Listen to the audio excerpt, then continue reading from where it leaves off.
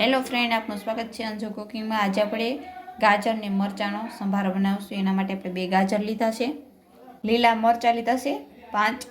મરચાંને આપણે કટિંગ કરી દઈશું અને ગાજરને આપણે છીણી લઈશું। ગાજર છીણાઈ ગયા છે તો હવે મરચાં આપણે કટિંગ કરી લઈશું। આમાં જ આપણે કટિંગ કરી લઈશું।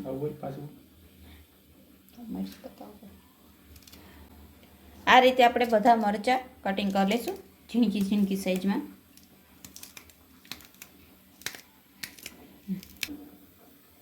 એક ચમચી આપણે હળદર ઉમેરશું, 1 ચમચી આપણે મીઠું। હવે આપણે વઘાર કરશું। ગેસ આપણે ચાલુ કરી દીધો છે। એક ચમચી આપણે તેલ ઉમેરશું। તેલને આપણે ગરમ થવા દઈશું। તેલ આપણું ગરમ થઈ ગયું છે તો આપણે અડધી ચમચી રાઈ ઉમેરશું, અડધી ચમચી હિંગ ઉમેરશું। હવે આપણે ગાજર ને મરચાં ની અંદર આપણે હળદર ને મીઠું બધું ઉમેર્યું છે તો હવે આપણે આ